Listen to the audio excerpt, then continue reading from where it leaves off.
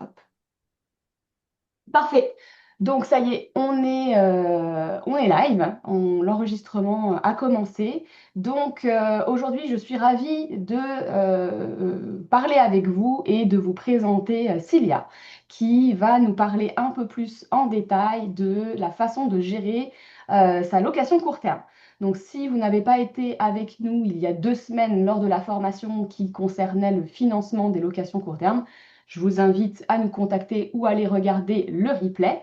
Et aujourd'hui, Cilia va nous parler de son expérience française, mais elle va aussi et surtout nous expliquer comment est-ce qu'on peut répliquer ça avec des locations court terme qu'on pourrait détenir au Québec. Cilia, ça me fait plaisir que tu sois avec nous. Bonjour. Eh ben, bonjour Audrey, merci beaucoup de m'accueillir. Je suis ravie d'être là moi aussi et de vous parler de ce sujet. Je commence? Allez, je te La laisse parole est à rentrer moi? dans le vif Ok, du sujet directement, comme ça ça, marche. sans Et puis, préambule. ben, n'hésite pas à me couper quand il y a des choses qui peuvent être approfondies, sans problème. Ça marche, aucun souci. Bonjour à tous. Donc, je vous ai fait un petit sommaire sur ce qui vous attend dans cette visio. On va commencer par un petit résumé sur mon parcours en tant qu'investisseuse en France. Ensuite, pourquoi faire de la location court terme en 2025 au Québec, et comme moi je le fais en France. Trois erreurs fatales quand on commence à louer en location court terme. Et enfin, ma stratégie en 6 étapes pour lancer votre propre location court terme. Pour commencer, j'avais une petite question à vous poser. Quand je vous dis location court terme, quelle est la première chose qui vous vient en tête? Si vous pouvez me l'écrire dans le chat ou bien oui, par chat ou c'est pas grave.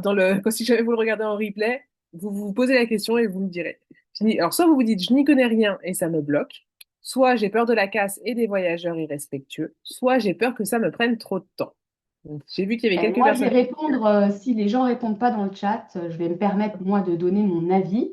Je pense Avec que plaisir. moi, ma crainte principale, ce serait la numéro 3. Clairement, j'aurais l'impression que ça prendrait vraiment beaucoup de temps et ce serait probablement ça qui me bloquerait pour Ok. me lancer toute seule. Ouais. Ouais, c'est souvent ce qui ressort dans les premières peurs. Ok. Donc, en fait, moi, je me reconnais dans les trois, parce que c'était les trois choses qui me faisaient, que je craignais le plus. Et d'ailleurs, pour la petite histoire, à la base, je pensais pas du tout faire de la location court terme quand j'ai commencé à investir. Je pensais faire de la colocation ou de la location longue durée. Et en fait, ce que je vais faire dans les pages suivantes, c'est vous raconter mon parcours, mais aussi vous expliquer pourquoi la location court terme et ma façon de gérer ma location court terme est applicable chez vous. Donc, vous allez voir des chiffres qui seront en euros, du vocabulaire plutôt utilisé par les Français, mais n'en tenez pas compte, s'il vous plaît. Gardez surtout en tête que mon objectif à moi, c'est d'aider les gens à se créer des revenus complémentaires avec des biens qu'ils ont déjà, et surtout avec ces revenus que vous allez garder pour vous et ne pas redistribuer à une conciergerie parce que beaucoup de personnes font de la location court terme en mettant en gestion en conciergerie, alors qu'il est plutôt facile avec un process euh, à apprendre bien sûr, mais à mettre en place, de gérer soi-même ses locations court terme et du coup de garder les bénéfices pour mieux vivre plutôt que de le redistribuer à une conciergerie. Donc moi, mon idée avec cette conférence, c'est de vous apprendre comment faire, que ce soit en France, au Québec ou ailleurs. Donc, partie 1, petit résumé de mon parcours d'investisseuse. À la base, moi, je suis food truckeuse. J'ai ouvert un food truck. Les food trucks sont arrivés beaucoup plus tard chez nous que chez vous, mais j'ai lancé ça en 2013 et à l'époque, je gagnais ma vie correctement, mais le Covid est arrivé et j'ai eu un déclic et je me suis dit que je n'allais pas avoir grand-chose à la fin, à la retraite.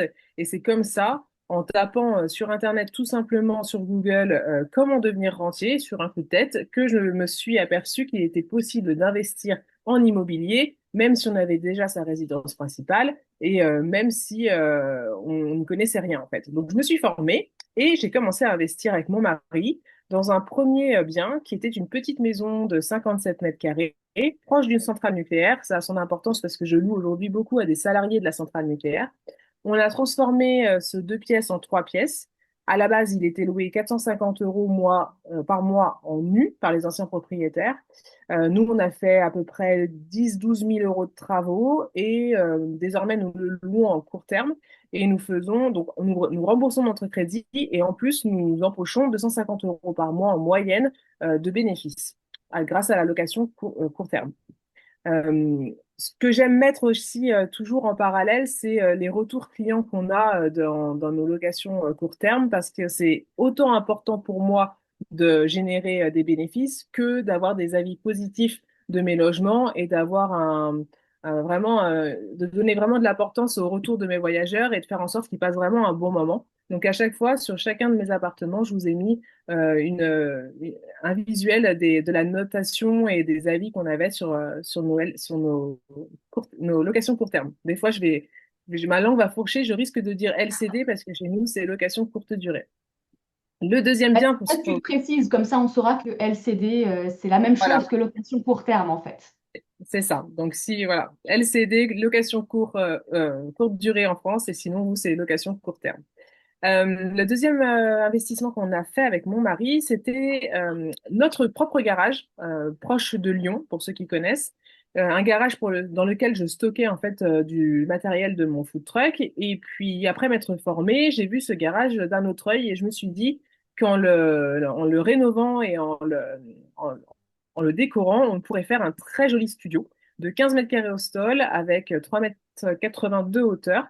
Donc, on a fait les travaux pour un montant de 57 000 euros. Il a fallu le viabiliser, mettre de l'eau, mettre de l'électricité. Le Velux a été créé, la mezzanine, la petite salle de bain, etc.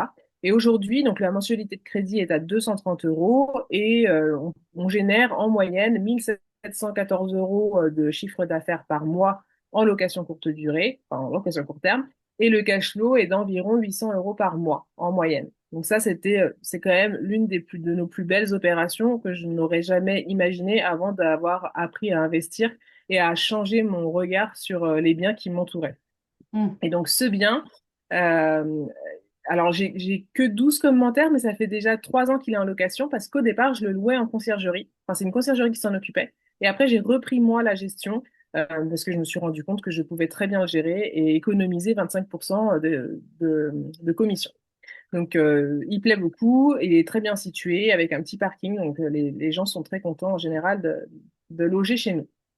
Le troisième et quatrième bien, c'était en fait une très grande maison avec un garage à coller, une vieille maison d'une mamie. Et en fait, on a fait une division officielle. On a créé un compteur pour chacun des espaces. La maison est devenue un gîte. Le garage est devenu une love room, donc un logement atypique dans lequel on a mis une balnéo, un lit rond, une décoration qui vient de Bali, où on avait passé notre voyage de noces. Et on a fait donc ce logement atypique dans le garage et un gîte de 10 personnes dans la grande maison d'à côté. Donc maintenant, ce sont bien deux lots séparés. Le prix d'achat était de 170 000 euros. Les travaux beaucoup plus conséquents que sur les deux Hmm. premiers biens, on a fait 130 000 euros de travaux. Et actuellement, du coup, le revenu généré en moyenne par mois est de 4 718 euros et le cash flow net est de 1 515 euros par mois. Ok.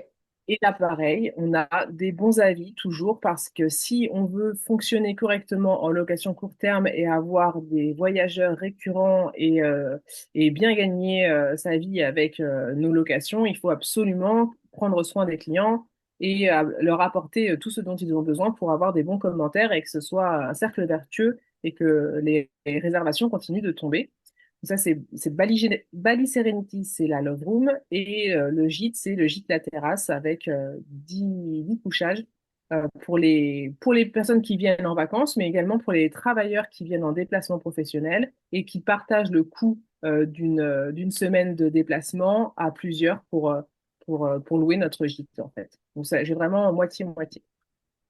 Et le dernier bien que je voulais vous présenter, c'est celui de mon papa qui avait acheté un appartement sur plan il y a plus de 18 ans. Il avait été conseillé par un gestionnaire de patrimoine et mal conseillé puisque aujourd'hui, s'il devait revendre cet appartement, il ferait une moins-value de 70 000 euros.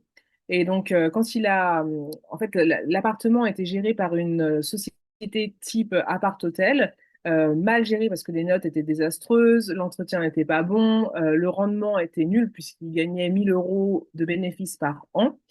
Et donc, une fois que comment ça s'appelle? C'est quand c'est un bail, enfin, c'est pas un, oui, c'était un bail, je pense. C'était un bail de 9 ans à chaque fois. Quand le deuxième bail de 9 ans a été, est arrivé à sa fin, ils ont proposé à mon père soit de le vendre, soit de prendre la gestion lui-même. Et comme moi, je m'étais formée à la location court terme, je lui ai dit, écoute, papa, même si c'est à 500 kilomètres de chez nous, je m'en occupe. Donc, on a fait de la décoration à l'intérieur pour que les photos sautent aux yeux et que les gens s'arrêtent plus sur notre annonce que sur l'annonce de quelqu'un d'autre. On a mis un bon couchage, etc. On a fait des annonces et aujourd'hui, mon père peut toucher à peu près 400 € net par mois en complément de retraite, alors qu'avant, il avait 1 000 € par an. Donc c'est ma plus grande fierté de 2024 parce que il avait peur d'avoir trop de choses à gérer, comme ce qu'on s'est dit au départ. Et en fait, finalement, moi, j'habite à 500 kilomètres, j'ai quelques messages de temps en temps, mais en mettant plein de enfin, plein de procédures et plein de petites techniques d'automatisation en place, on arrive à avoir non seulement des bons avis, mais aussi des réservations qui tombent toutes seules. Il s'appelle le Grand Studio Le Bleu Posay. Et on est coup de cœur voyageur aussi sur ce bien. Et j'ai des réservations en plus très longues, de 3 semaines en général, parce qu'il est situé à côté d'une cure thermale. Vous en avez aussi, Audrey, vers chez vous? Non, c'est pas un concept qui existe ici, les cures thermales. Ok. Bon, bah, moi, j'en ai jamais fait, mais en tous les cas, il y a vraiment un public et une clientèle qui a besoin de se loger, du coup, et on est à 7 minutes à pied. Et les séjours sont entre 1 et 3 semaines. Donc, Ok. c'est hyper pratique quand on fait de la location court terme parce que ça fait beaucoup moins de rotation pour le ménage. Et bah, Mm, voilà, on est plus serein. Donc, ça, c'est chouette. Voilà mm. pour ma présentation. Donc, en gros, pour résumer, en 4 ans, parce que j'ai commencé l'investissement il y a 4 ans, on a lancé avec mon mari 4 locations court terme dont les revenus m'ont permis de créer sereinement ma micro-entreprise. J'ai arrêté du coup mon boulot de food truckeuse. J'ai monté ma micro-entreprise avec laquelle j'apprends aux gens à faire comme moi. Et d'avoir des revenus locatifs, ça m'a permis de faire cette jonction à partir du moment où j'avais plus de salaire jusqu'à retrouver un chiffre d'affaires avec ma micro-entreprise. J'ai pu enfin offrir des cours d'équitation de ma fille qui me tannait avec ça depuis 3 ans et on a pu lui offrir ça, donc c'était une fierté aussi. On a pu aider mon père aussi avec son studio et maintenant je travaille de chez moi 90% du temps. Les 10% du temps restants, c'est pour quelques petits allers-retours dans mes locations ou bien aller faire des courses pour des consommables, donc papier toilette, etc. Mais sinon, le reste du temps, je travaille de chez moi. Et ma mission aujourd'hui, c'était de vous montrer que c'est possible un pas après l'autre et que si l'aventure vous intéresse, je vais vous montrer en fait comment est-ce que j'ai fait pour y arriver.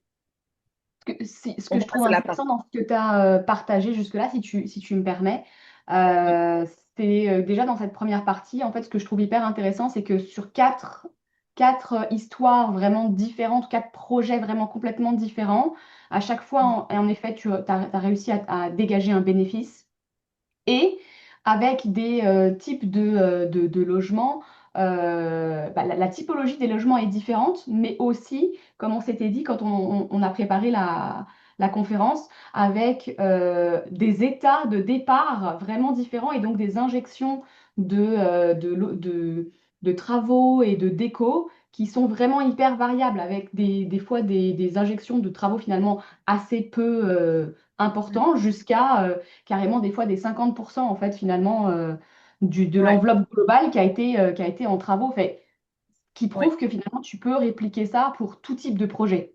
Exactement. Et surtout, ce qui est marrant, c'est que tu vas rencontrer des investisseurs qui ont peut-être 50 lots, mais qui font toujours le même type de lot, donc ils connaissent qu'un seul type de travaux et d'exploitation, etc. Là, avec 4, en fait, j'ai l'impression d'avoir vécu 20 ans parce que j'ai dû apprendre plein de choses sur le tas. Et c'est hyper intéressant et formateur. Et une chose que je dis toujours à mes élèves, c'est avant d'investir et de faire la location court terme, j'ai toujours vérifié que mes biens pouvaient s'autofinancer même en longue durée. Parce que Mm. pour X raisons, si jamais mon bien, je devais arrêter la location court terme, au moins je le mets en location longue durée et le bien s'autofinance. Donc ça, c'est Ça, c'est hyper un point important, hyper important. Ouais. parce qu'on sait jamais. Voilà. Ok. Donc, qu'est-ce que... Attends, j'ai oublié de lire mon titre. Pourquoi vous devez faire de la location court terme en 2025?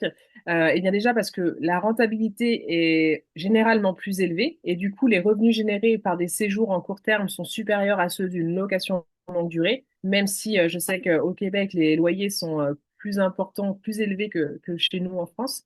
Mais en règle générale, vous pouvez atteindre vos objectifs financiers plus rapidement. Le mien d'objectif, c'était de pouvoir remplacer mon salaire par mes revenus le temps de créer ma micro-entreprise et de pouvoir vivre de ma micro-entreprise.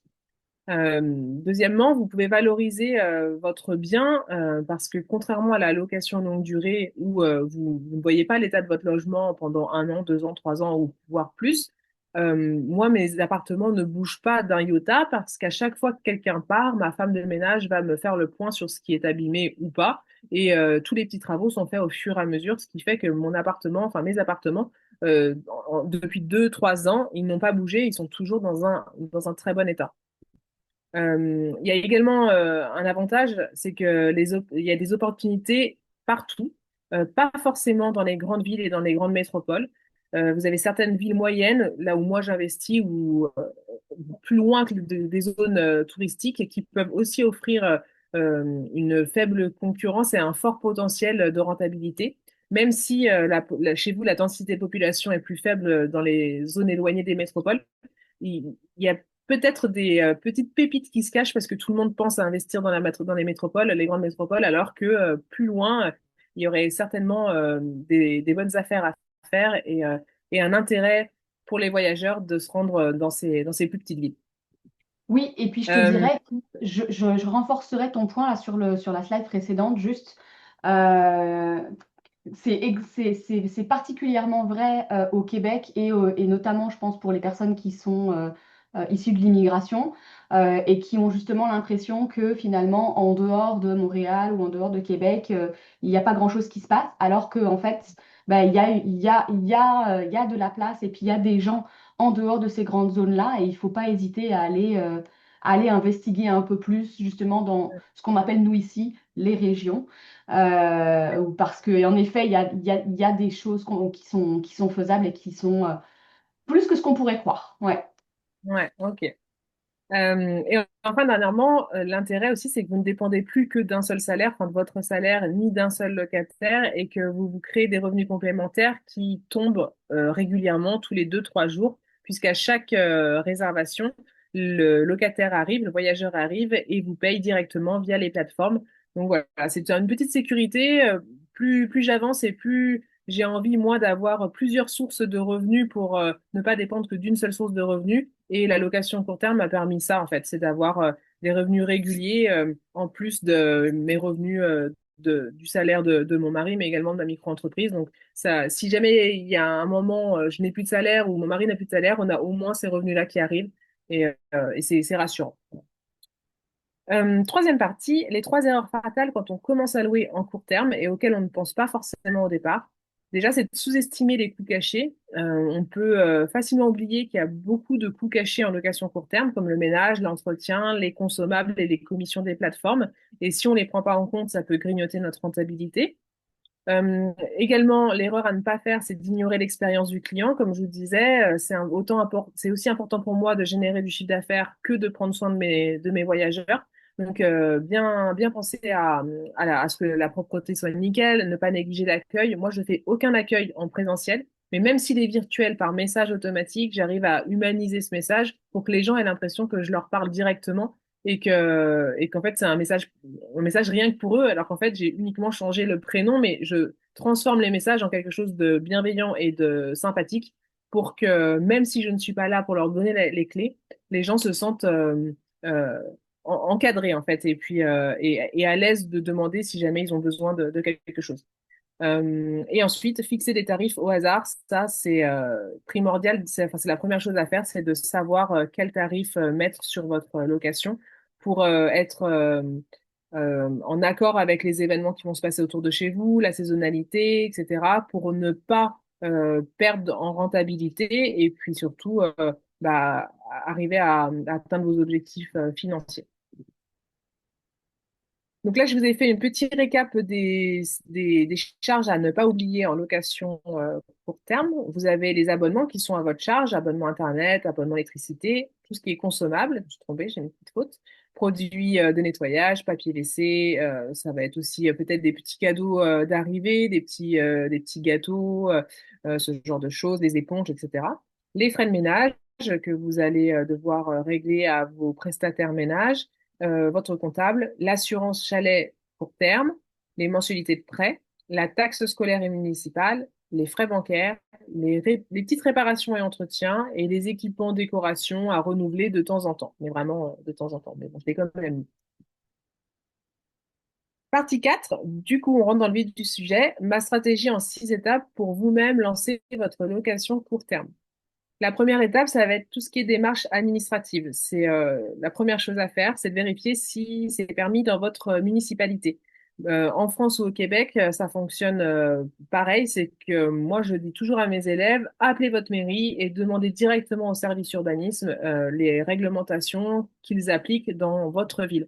Parce que d'une ville à l'autre, ça change complètement. Il faut obtenir votre numéro d'enregistrement CITQ et vous inscrire aux taxes TPS et TVQ si vos revenus dépassent 30 000 dollars par an. Et enfin, respecter les normes de sécurité. Audrey, si j'ai bon. Ouais, tout Ça, à c'était fait, t'as bon. Et puis, je vais peut-être rajouter un élément ici que j'avais mentionné la dernière fois dans dans la conférence précédente, le numéro de CITQ, donc, qui est obligatoire pour faire de la location court terme au Québec. Si vous achetez une propriété qui n'en a pas, ben, en effet, il faut vraiment faire les vérifications auprès de l'urbanisme pour savoir s'il y a une ouverture pour vous en octroyer un. Et si vous achetez une propriété qui en a déjà un, ben, de vérifier quand même auprès de l'urbanisme s'il y a une ouverture pour transférer le CITQ, parce que le CITQ appartient au propriétaire et non pas à la propriété. Donc, c'est vraiment important de faire cette vérification-là. OK. Merci pour la précision. L'étape 2, une fois que vous avez votre bien, ça va être, et les autorisations, ça va être de décorer et d'équiper correctement pour apporter vraiment du confort, mais aussi de la fonctionnalité à vos voyageurs. Il faut qu'ils se sentent comme chez eux, mais avec un petit truc en plus. Moi, j'ai envie de dire, c'est comme à l'hôtel, mais en mieux, parce que vous avez la cuisine, vous avez tous les ustensiles nécessaires, et puis voilà, une ambiance, une esthétique qu'ils n'ont pas forcément chez eux, avec une déco qui change. Et puis surtout, le côté esthétique et la décoration, c'est ce qui va se voir en premier sur les photos de vos annonces. Donc c'est hyper important de bien mettre le paquet sur la décoration pour sortir du lot et pas être noyé dans les nombreuses annonces Airbnb ou Booking qu'il peut y avoir autour de chez vous. Il va falloir penser aussi à la durabilité, à l'entretien des équipements. Donc, ça veut dire pas forcément prendre des choses de luxe, mais au moins hein, du mobilier et de la décoration qui est ni haut de gamme, ni bas de gamme, mais vraiment de faire dans la résistance, parce qu'il va y avoir beaucoup d'entrées, de sorties, des choses qui se lavent, etc. Donc, il faut quand même que ce soit solide. Mon petit mantra, c'est le pas cher coûte cher. Et souvent, au départ, je me faisais avoir en me disant, oh, c'est bon, je vais prendre celui-ci, il coûte moins cher. Et finalement, 2 mois plus tard, je devais en racheter un et j'achetais celui qui coûtait plus cher pour que ça dure plus longtemps. Donc, si vous avez le choix entre deux meubles et qu'il y en a un qui coûte un peu moins cher alors que l'autre paraît plus costaud mais plus cher, je vous conseille d'aller sur le plus costaud. Au moins, vous serez plus tranquille les semaines et mois à venir. L'étape 3, ça va être de créer vos annonces et de maîtriser les plateformes. Là, je parle surtout de Airbnb et Booking qui sont les plus grosses plateformes. Après, il y a aussi Abritel, mais ça fonctionne pareil. Il faut que vos photos soient professionnelles. Ça, c'est indispensable. J'ai beaucoup de gens qui me disent, mais moi, je prends des super photos. En fait, vous n'avez pas l'œil d'un professionnel ni le Mm. matériel d'un professionnel. Et même, j'ai envie de dire, un photographe de mariage ne va pas vous faire les mêmes photos qu'un Non, photographe immobilier. immobilier. Voilà. Mm. Donc, vraiment, il y a une grosse différence et ça se ressent. Et il faut absolument que vos photos soient pro pour attirer. En fait, le premier clic va se faire sur un coup de cœur de la photo. Donc, si la photo Mm. est pas bonne, les gens vont passer votre annonce. Il va Mm. falloir rédiger des annonces aussi accrocheuses avec un bon titre. Il faut que ce soit clair, euh, faut que ce soit bien construit en fait pour pas que les gens se lassent et disent que 2 lignes et swipe. Après, pardon, j'utilise un petit mot anglicisme. Mais en tous les cas, enfin voilà, c'est qu'on a tellement l'habitude de passer les annonces, tout, sur Instagram, etc., que ça va très vite. Il faut pour capter Ouais. l'attention de quelqu'un, il faut une bonne photo et ensuite une première intro qui donne envie d'aller plus loin. Il va falloir aussi gérer les tarifs et les disponibilités. Les disponibilités, ça veut dire que vous allez devoir dire, OK, mon appartement est ouvert, mais uniquement pour 2 nuits minimum, 3 nuits minimum, 3 nuits minimum. Et ça va jouer aussi sur votre remplissage. Et enfin, il va falloir être vigilant sur les cautions parce que sur Airbnb, on a AirCover qui va prendre en charge les dégradations la majorité du temps, et Booking qui fonctionne complètement différemment. Donc ça, il faut aussi bien se renseigner pour être protégé. L'étape 4, ça va être d'alléger votre charge mentale. Donc là, on rentre dans le sujet de la charge mentale et du temps que ça va vous prendre. Moi, honnêtement, aujourd'hui, j'en ai 4 à gérer, plus celle de mon père, 5. Tous les matins, j'ai ma petite habitude. Je me mets 30 minutes dessus et je regarde qui arrive, qui part. Est-ce que je dois racheter quelque chose? Est-ce que quelqu'un m'avait posé une question? Quelqu'un m'avait posé une question. Et en 30 minutes par jour, j'arrive à gérer mes cinq locations. Parfois, bien sûr, je vais avoir un message parce que la personne n'a pas bien lu ce que je lui ai dit, mais ça reste quand même largement anecdotique vu les loyers que j'encaisse en fait. Donc, toujours se rappeler que oui, il y a peut-être quelques petits messages de temps en temps, mais comparé à l'argent qui tombe tout seul pendant que vous dormez, ça n'a pas de prix, en tout cas pour moi. Il va falloir chercher du coup des prestataires de ménage professionnels si possible, idéalement des travailleurs autonomes si c'est possible, ou alors une grosse société mais qui sera plus chère. Mais si vous n'avez pas le choix et que vous voulez pas y passer votre temps, je vous conseille de déléguer le ménage. Peut-être le faire au départ vous-même pour voir ce qu'il y a à faire et puis bien pouvoir déléguer. Mais chez nous, on appelle ça des auto-entrepreneurs qui n'ont pas les mêmes charges que les grosses sociétés et qui du coup ont des tarifs plutôt avantageux. Et en général, ces personnes-là s'occupent aussi du linge. Donc ils vont prendre le linge, le laver, le sécher, le ramener dans vos locations. Avec du coup un jeu de... Moi j'ai 3 jeux de draps et de serviettes pour chaque personne ou chaque lit. Et ça permet mon équipe de faire une rotation, donc de prendre le linge sale, d'installer les nouveaux lits et de revenir après la prochaine fois avec du linge propre. Il va falloir également automatiser la communication avec vos clients. Et ça, c'est très simple à mettre en place. Chaque plateforme a sa technique, mais vous pouvez faire des messages automatiques dès la confirmation de la réservation, la veille de l'arrivée, par exemple, le jour même, le lendemain pour savoir si tout se passe bien. Faut vraiment montrer que vous êtes à l'écoute et que vous êtes présent si jamais il y a un souci. Et la personne de l'autre côté se dit, ah, c'est cool, on n'est pas juste un numéro qui vient dans le logement et qui repart. Les propriétaires sont vraiment présents pour, même s'ils ne nous voient pas, ils sont là et ils sont à l'écoute de nos besoins. Et également chez vous, vous pouvez faire aussi appel à des prestataires pour le spa qui peuvent venir et nettoyer, vérifier l'eau, le pH, etc. pour pas que vous ayez à vous déplacer à chaque fois qu'il y a une entrée et une sortie. L'étape 5, ça va être de prendre soin de vos voyageurs. Je le répéterai jamais assez. La communication doit être claire et réactive. Soyez réactifs donc dès la réservation, d'où l'importance des messages automatiques, parce qu'au départ, je m'étais dit, bah, c'est bon, dès qu'il y a quelqu'un qui réserve, je vais envoyer un petit message.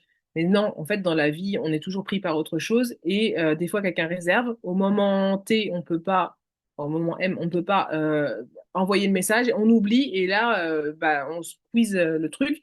Donc, je vous conseille vraiment de mettre en place ces messages automatiques pour que la personne, dès qu'elle réserve, elle ait son petit message qui confirme sa réservation. Il faut aussi anticiper les besoins. Par exemple, si on vous pose la question plusieurs fois, bonjour, j'ai réservé pour telle date, mais je voulais savoir quelle dosette de café je devais prendre, eh bien, pensez directement, après ce message, à intégrer la marque de votre cafetière dans votre message automatique. Ça vous évitera d'avoir des messages récurrents de locataires et de voyageurs qui veulent savoir quelle est la marque de la cafetière. Et ensuite, après le séjour, très important d'envoyer un petit message pour savoir si les gens sont bien rentrés, si tout s'est bien passé, et surtout leur demander également de vous laisser un avis, un bon avis pour vous aider à sortir du lot sur les plateformes. La dernière étape, c'est l'étape 6 avec l'automatisation. Là, on passe un petit peu à un niveau au-dessus. Quand vous avez plus de 1 ou 2 logements en location court terme, moi, je conseille d'avoir un channel manager. C'est un logiciel qui va vous permettre de gérer toutes vos locations court terme au même endroit, plutôt que d'aller un coup sur Booking pour faire les nuitées, puis sur Airbnb, d'envoyer un message, d'envoyer un message automatique sur Airbnb et un message automatique sur Booking. Et ben, en fait, là, avec le Channel Manager, vous pouvez tout gérer sur la même plateforme. vos équipes de ménage peuvent avoir un accès direct, voir qui entre, qui sort, combien de personnes, à quelle heure, etc. Ça vous enlève une charge mentale de fou. Vous avez Bets24 qui est l'un des plus grands channel managers, également super haute. Mais voilà, ça va vraiment rendre limpide votre gestion si vous commencez à gérer plusieurs locations court terme. Oui, j'ai marqué aussi, c'est plus rapide qu'Ical. Ical, c'est un calendrier synchronisé entre Booking et Airbnb, Abritel, etc. Mais il y a, en gros, vous les synchronisez et sans channel manager, il va y avoir un temps de latence de 15 minutes. Si quelqu'un réserve sur Booking, le temps que Airbnb ait l'information et mette en indisponible une plage de date, puisque la résa a été faite sur Booking. Et parfois, sur des dates très demandées, vous risquez d'avoir des doubles réservations. Eh bien, le channel manager peut éviter ça parce qu'en quelques minutes, beaucoup plus rapidement, il met à jour les calendriers de Booking, d'Airbnb, Abritel, etc. Vous pouvez Moi, aussi...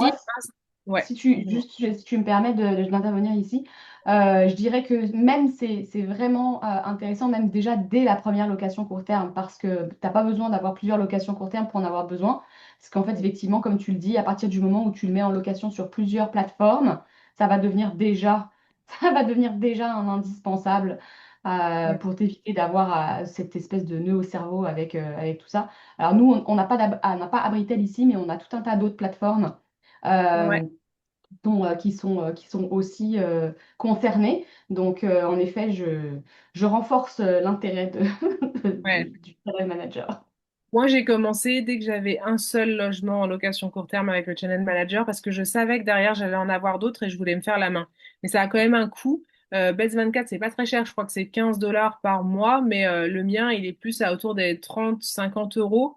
Donc, quand on a plus, bah, tu divises le coût. Ouais. C'est vrai qu'il y en a plein qui sont un peu réticents à le prendre dès le premier parce que ça leur fait un coût en plus. Mais Mm. c'est vraiment un outil dont tu peux plus te passer après, quoi. Ouais, ouais. Euh, L'autre gros outil d'automatisation, ça va être d'installer une serrure connectée. C'est le niveau au-dessus de la boîte à clés. Donc, quand vous voulez automatiser, vous pouvez mettre une boîte à clés devant votre logement pour que les gens puissent entrer et sortir à n'importe quelle heure, sans que vous ayez besoin d'être là pour faire la remise des clés. La différence avec une serrure connectée, en fait, c'est que la serrure connectée est liée à Internet et en Bluetooth. Et vous avez du coup votre téléphone qui va vous dire à quelle heure arrivent les gens. Vous n'êtes même pas obligé d'avoir de notification, mais ça vous permet d'ouvrir à distance. Ça vous permet d'avoir un code attribué à chaque client sur la durée de leur séjour.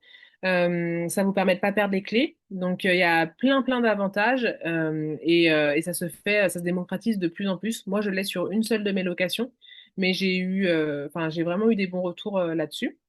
Et enfin, l'automatisation au niveau de la tarification de vos nuitées. Ça va concerner le logiciel connu, le plus connu, c'est PriceLab. En fait, PriceLab va, sur une année entière, mettre le prix des nuitées sur votre logement en fonction de l'offre et la demande à telle et telle date. Et c'est remis à jour toutes les nuits. Ça veut dire que s'il y a un événement qui arrive, par exemple, là, il y a un match de rugby ce week-end à côté d'un de mes logements. J'ai des gens qui ont réservé depuis 6 mois à mon studio pour pouvoir voir le match de rugby. Si j'avais pas eu la tarification dynamique avec PriceLab, j'aurais mis 50 euros la nuit comme tout le reste de l'année. Mais là, comme il y a un match de rugby, le logiciel a mis la nuit jusqu'à 90 euros parce qu'il savait qu'il allait avoir beaucoup de demandes sur ce week-end-là et peu de logements disponibles. Ce qui fait que 6 mois à l'avance, les gens ont réservé et moi, j'ai pas perdu d'argent et j'ai pu même en gagner un peu plus que ce qui était prévu. Donc, c'est encore un logiciel qui rajoute une charge en plus sur enfin, une charge de dépenses à la fin du mois, mais qui vous fait gagner de l'argent. Voilà pour l'étape 6. Donc, c'était un petit résumé de tout ce qu'on peut faire en location court terme. Pour conclure, ce que j'ai envie de dire, c'est que au départ, ça peut penser être une montagne, toutes ces choses à mettre en place pour gérer et automatiser sa location. Mais finalement, c'est une mise en place qui se fait au départ, qui est certes, il y a une longue liste quand vous commencez, mais ensuite, tout s'allège et vous prenez l'habitude et surtout, vous automatisez de plus en plus avec des outils performants, ce qui vous permet de pouvoir lancer votre société d'un côté, vous occuper de vos enfants de l'autre, et peut-être travailler de chez vous tout en gagnant des sous et sans redistribuer un pourcentage à une conciergerie qui finalement faisait la même chose que moi, il y avait j'avais plus aucun intérêt à faire appel à cette conciergerie puisque je pouvais le faire moi-même. Voilà, et donc du coup, je vous ai fait une petite affiche, un petit visuel sur ce que j'ai créé en France. Quand je vous disais que j'avais créé ma micro-entreprise, c'est parce que j'ai décidé de créer une formation en ligne pour apprendre aux investisseuses et investisseurs qui ont des locations à passer en location court terme sans avoir à faire gérer par une conciergerie pour qu'ils puissent garder tous les bénéfices. Et donc, c'est une formation qui comprend des heures de vidéo, des workbooks, du coaching privé, etc. Et ma question pour finir cette présentation, c'est que aujourd'hui, donc, mes élèves génèrent entre 300 et 1000 euros de bénéfices par mois complémentaires. Et j'aimerais vraiment étudier, et grâce à Audrey, je vais pouvoir savoir s'il y a un intérêt à adapter cette formation pour les Français vivant et investissant au Québec. Donc, je serais très reconnaissante si vous pouviez me dire dans le chat ou en DM si une telle offre pourrait vous intéresser et vous aider surtout à gérer vous-même vos locations court terme. Voilà, merci beaucoup. Merci beaucoup, Cilia. Alors, donc pour les personnes qui sont en direct ou, ou aussi sur le Zoom, n'hésitez pas à commenter pour nous dire si vous pensez que finalement avoir accès à ce type de formation plus personnalisée pour le Québec, en fait, finalement, ce serait quelque chose qui vous intéresserait. En attendant, je vais commencer à prendre les questions, si tu veux bien, Mhm. euh, pour laisser le temps aux gens de répondre. Alors, première question. Déjà, on te remercie en te disant que c'est très intéressant. Merci. On te demande aussi, est-ce que tu attends une certaine durée pour être rentable et stable entre les achats avant d'engager des nouveaux achats? Et à quel moment engager un nouvel investissement en limitant le risque de remboursement lié au crédit? Deux questions en une. Ouais. Alors la première question, on est d'accord que c'est sur quand tu me dis achat, Audrey, ça serait plutôt achat d'un nouvel appartement ou Exact. achat Achat d'une nouvelle d'un... propriété que tu veux placer en location court terme. En tout cas, c'est comme ça que je comprends la question.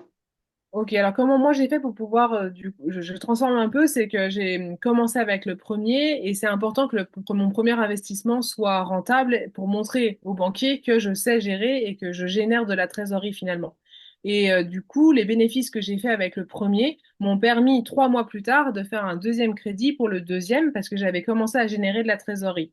Donc en montrant patte blanche un peu, j'ai pu créer un vrai dossier bancaire avec limite un business plan, comme si c'était une vraie petite entreprise en disant voilà ce que j'ai fait une première fois, voilà ce que je veux faire une deuxième fois et je projette le banquier dans mon projet en lui montrant des photos avant-après, même si les travaux sont pas terminés, en fait, je lui montre l'état actuel du garage par exemple et je lui dis voilà ce que je veux en faire, voilà combien est-ce que je pourrais gagner, voilà ce que j'ai déjà fait sur le triplex, est-ce que vous m'accompagnez?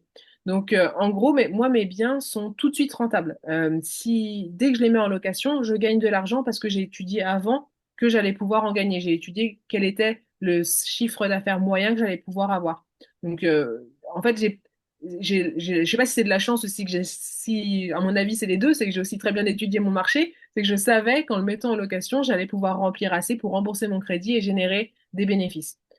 Je sais pas si ça répond à la question. Oui, ben en fait, finalement, le temps que tu as attendu entre chaque logement, est-ce que ça a dépendu des opportunités ou est-ce que tu avais comme un calendrier où tu te disais, OK, tu sais, je me sens prête, dans 3 mois, dans 6 mois, dans un an, je vais reprendre un prochain projet. Et du coup, la question qui était sous-jacente, c'est comment tu fais pour limiter ton risque après pour toi personnellement, lié Mm. au crédit immobilier finalement. Comment est-ce que j'imagine que c'est comment est-ce que tu calcules pour être sûr que ta rentabilité va être immédiate finalement. Ok. Alors déjà, enfin, tout s'est fait très vite parce que je voulais partir le plus vite possible du salariat, parce que j'ai vendu mon food truck, mais après, j'ai repris un temps, un CDI enfin, du coup, un salariat pour pouvoir gagner ma vie le temps que mes appartements soient en location. Et je voulais que ça se fasse le plus rapidement possible, que je quitte pour créer ma micro-entreprise. Donc, il y a 3 mois qui se sont passés entre les deux premiers et ensuite peut-être 6 mois avec le troisième et le quatrième. Ça, c'est une volonté personnelle, c'est que j'avais besoin que ça aille vite et que j'avais mon mari aussi qui m'accompagnait, qui était aussi dans cette dynamique-là. Après, là, par exemple, j'ai arrêté d'investir depuis 2023 et parce que je mets mon focus sur ma micro-entreprise et que j'ai pas envie de réinvestir de l'argent et du temps sur un investissement immobilier. Mais je prévois de continuer en 2026. Et comment je fais pour pas me mettre en danger? Eh bien, c'est ce que je te disais tout à l'heure, c'est que quand je fais un achat, je vérifie vraiment que le bien s'autofinance en longue durée. C'est que quoi qu'il arrive, si la location court terme est interdite dans ma ville, si jamais il y a un Covid numéro je sais pas combien, si jamais on doit tout fermer, les gens auront toujours besoin de se loger en longue durée de toute façon. Mm. Donc il faut que mon loyer en longue durée couvre mon crédit dans tous les cas. Et donc j'ai pas d'inquiétude du coup. Voilà, je sais pas si j'ai bien Ouais, répondu. et c'est non, non, oui, tout à fait, et c'est hyper pertinent et ça va être un bon moment pour moi justement de réappuyer sur quelque chose que j'ai mentionné dans la vidéo précédente, qui était justement au niveau du financement, puisque donc là, tu as expliqué comment est-ce que tu as présenté ton business plan finalement au banquier, quelque chose que nous, on peut pas faire ici avec la location court terme, puisque la location court terme euh, ici par les banques n'est pas acceptée pour un financement de départ. Donc, c'est-à-dire que si tu viens voir une banque en disant j'ai déjà une location court terme, je veux racheter quelque chose d'autre, ben, ta location court terme existante dans tes actifs slash passifs, on peut en tenir compte à partir d'un Mhm. certain nombre de critères. Par contre, si tu veux financer un nouveau prêt en location court terme, là, la banque, elle va te dire non. Fait que là, c'est là où ton ambition justement et le fait que tu fasses la vérification de je suis rentable en location long terme va être hyper important parce que dans ce cas-là, potentiellement, et puis bon, bah, c'est quelque chose on peut rediscuter à titre personnel, mais potentiellement tu peux faire financer ta propriété comme du locatif long terme. Mhm. Et puis plus tard, à un moment donné, si jamais Voilà. ça donne et que ça fonctionne, la passer en location court terme, à ce moment-là, ça c'est quelque chose qui est potentiellement envisageable. Mais au moment où tu fais le financement, bah, Mhm. tu peux pas la faire financer comme un location court terme au départ. Et puis il faut faire très attention parce que on peut pas mentir non plus en fait sur ce genre de choses. Donc c'est important. Fait que oui, Alors, merci pour ça. bah de rien, et puis j'en profite pour ajouter que chez nous, c'est pareil, les banquiers n'aiment pas financer de la location court terme parce que c'est un peu risqué. Oui, Donc mes dossiers bancaires ont été faits d'abord sur la location. J'ai présenté mon bien comme si j'allais le louer en location longue durée, et ensuite j'ai développé en disant que dans l'idéal, j'aimerais faire ce type de logement en location courte durée chez nous. Et en fait, ça lui montrait un peu deux voies possibles, la voie sécurité et la voie un peu plus ouais. atypique. Mais je montrais dans mon dossier les deux possibilités et c'était hyper important pour eux et pour moi que le bien s'autofinance en longue durée. Hmm. Ouais. Alors donc la question qui suit justement, c'est par défaut, si nous avons l'autorisation de louer en court terme, est-ce qu'on peut louer en long terme? Donc pour répondre à ta question, euh, la location long terme au Québec, en fait, tu peux pas l'interdire. Donc, tu n'as pas le droit d'interdire. Aucune municipalité ne va t'interdire de faire de la location long terme. C'est vraiment juste de la location court terme qui va être restrictive à la fois par la municipalité et à la fois par ton créancier. Mais sinon, le long terme, c'est toujours possible. Oui. Mm. Ok, question d'après. Est-ce que tu as des personnes sur place pour faire les petites réparations ou est-ce que tu fais toujours tout toi-même? Non, j'ai aussi une équipe, comme mon équipe de ménage, j'ai un petit carnet de numéros d'auto-entrepreneurs, donc de travailleurs autonomes qui font des petits travaux pour moi. Donc, je vais avoir un plombier, un électricien et ça me permet d'avoir des gens réactifs et à côté. Alors, chez nous, on a des sites comme, je sais pas si vous avez ça, pas Le Bon Coin, mais Yojo, je sais pas si ça existe, mais en gros, des sites qui recentrent plein de travailleurs autonomes qui mettent leur pas leurs outils, mais en fait leur expérience et leur service Mm. pour nous, en fait. Et ils ont des notes aussi, donc on peut regarder les notes qu'ils ont. Et à force d'essayer de prendre contact avec ces gens sur ces sites-là, bah, j'avais des numéros et je les faisais intervenir sur tel ou tel appartement. Et quand j'aimais bien leur travail et la personne, je gardais le numéro et je faisais appel à eux directement après. Ok. Alors non, on n'a pas de site équivalent. Ici, ça fonctionne beaucoup avec Marketplace Ok. ou Spotted. Et après, moi, le conseil que j'aurais tendance à donner aux gens, c'est aussi d'aller regarder sur les groupes Oui, Facebook de propriétaires de Airbnb. ouais, Peut-être qu'il y en a dans le même secteur que vous qui auraient des adresses à partager. L'entraide entre partenaires, entre professionnels de Airbnb est quand même assez grande là. Et des oui, partages peut-être peuvent exister si vous achetez ouais, dans une région où il y complètement. a déjà d'autres propriétaires. Les groupes Facebook, c'est vraiment une mine d'or et même le groupe Facebook de la ville où vous allez investir, en fait, il y a forcément des gens qui vont mettre leur pub. Et là, vous Ouais, pouvez regarder les commentaires, tout ça. Moi, c'est comme ça que je trouve aussi mes prestataires ménage, les groupes Facebook, entre autres. Voilà. ouais, ok, parfait. Super. Question suivante. Est-ce que quand il y a des invités sur place, tu reçois beaucoup de demandes dans les chats? Tu sais, des gens qui te demandent où est le sac poubelle, Et bah, quand il y a une très, ampoule très, qui a claqué. très peu parce que justement, j'ai mis en place plein de choses en fait. Tu vois, enfin pardon, je te tutoie.